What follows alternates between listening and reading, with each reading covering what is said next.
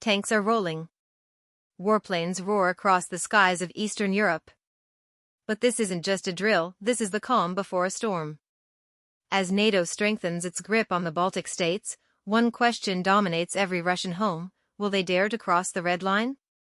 Will they challenge Russia's strength, unity, and legacy?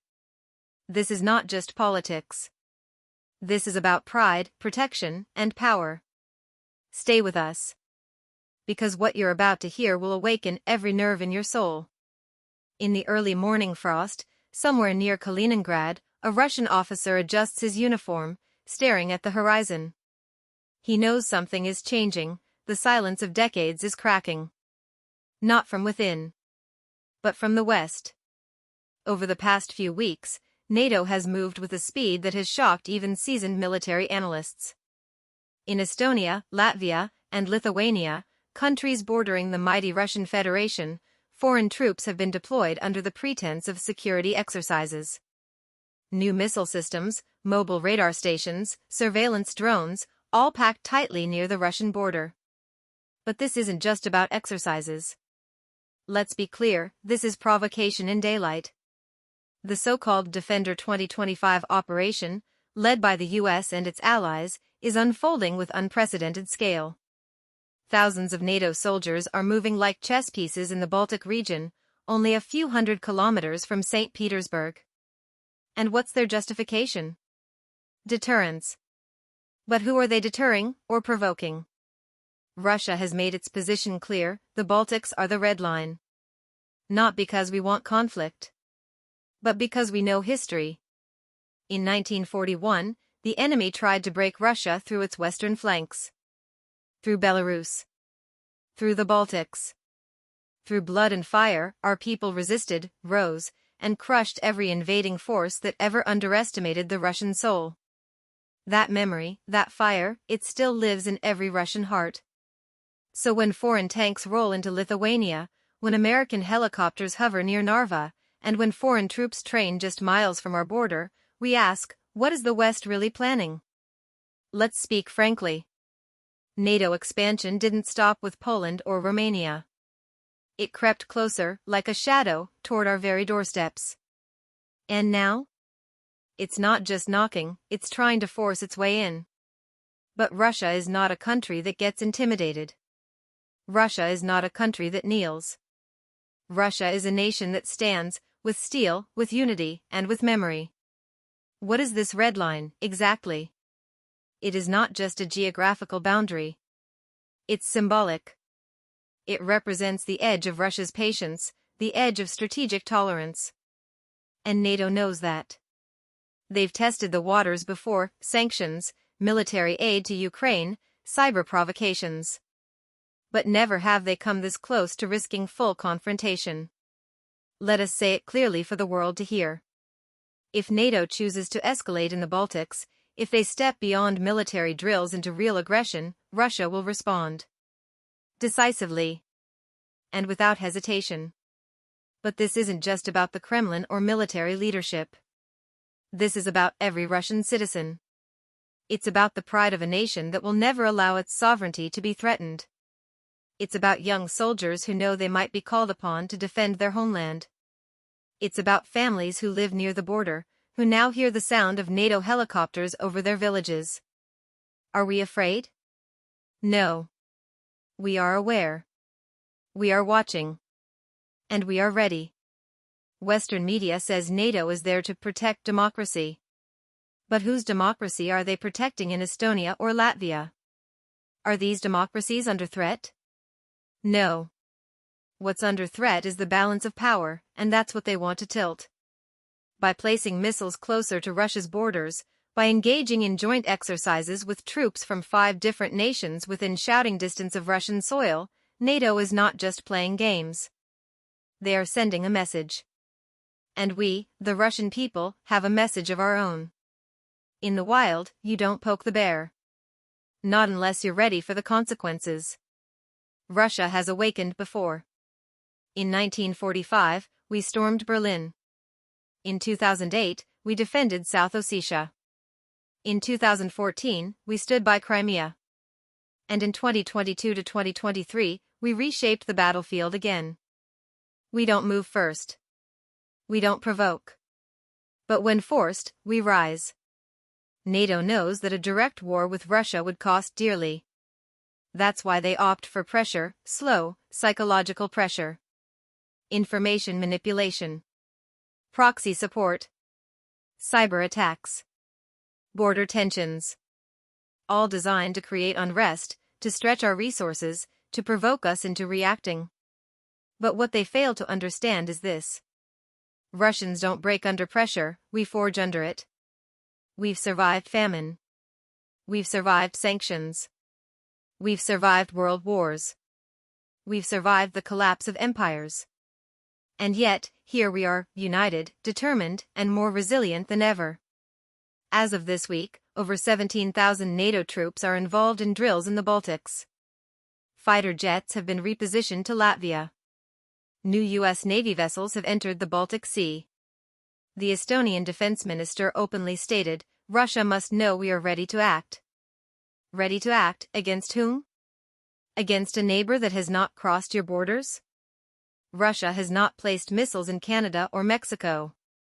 But the West has now lined up weapons along our front yard. Ask yourself, Russian brothers and sisters. Is this peace? Is this balance? Or is this a provocation dressed in a suit? The truth is, the West does not fear war, because they plan to fight it far from their own lands. But for us, this is our land, our homes, our borders. That's why the stakes are higher for us than for them. Despite all this, the Kremlin's response has been diplomatic, firm, but restrained. We've issued warnings. We've held military readiness exercises, but within our own territory. We've activated diplomatic channels, urging NATO to de-escalate. We are not the aggressor. But patience is not infinite. Every move NATO makes in the Baltics adds weight to the scale. And one day, that scale tips. And when it does, the world must remember. It was not Russia that crossed the red line. It was NATO. In every town across Russia, from the icy streets of Murmansk to the golden fields of Volgograd, something is stirring, not fear, not panic, but awareness. Grandfathers who fought in Afghanistan. Fathers who stood guard in the 90s. Sons who now wear the uniform with pride. We are a nation of memory. But more importantly, we are a nation of motion. NATO may have technology. NATO may have strategy. But Russia has something stronger, spirit. The indestructible unity of a people who never give in. While NATO trains with playbooks and theories, our resolve is not printed on paper. It's carved into history. Forged in fire. And written in the blood of those who never back down from defending this soil. Every Russian citizen must now ask, what can I do for my country in this moment? The answer doesn't always come with weapons. It begins with awareness, with unity, and with readiness. Let's talk tactics and truth. NATO's movement in the Baltics isn't about protection. It's about positioning. By placing radar installations and anti-missile defense systems along Russia's border, they're trying to neutralize our deterrent capabilities. Not for peace, but for dominance. Imagine if Russia placed missile defense systems in Cuba or Nicaragua today. Would the United States stay silent? Of course not. Then why are we expected to be silent when American troops are stationed in Latvia, just kilometers from our borders? This is no longer Cold War paranoia. This is a new version of strategic chess, and the Baltics are the opening moves. But let the West remember something crucial. When Russia plays chess, we don't lose queens. We become kings. While NATO stages its flashy displays, Russia prepares silently but precisely. Kaliningrad's defenses have been reinforced. The Baltic Fleet remains on high alert. New S-500 air defense systems have been strategically positioned. Electronic warfare systems are now active across multiple fronts. But these are not threats, they are signals. Signals that Russia is watching. That we are not sleeping. And that if push comes to shove, we are not just capable, we are ready. But this confrontation isn't only military. it's also psychological and digital.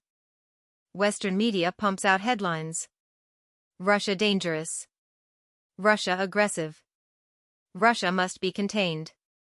But what they never report is the truth, that it is NATO closing in, not Russia expanding outward. And they forget. Russia doesn't fear headlines. We write history. It's time for every Russian viewer to become a defender of truth. Spread awareness. Share facts.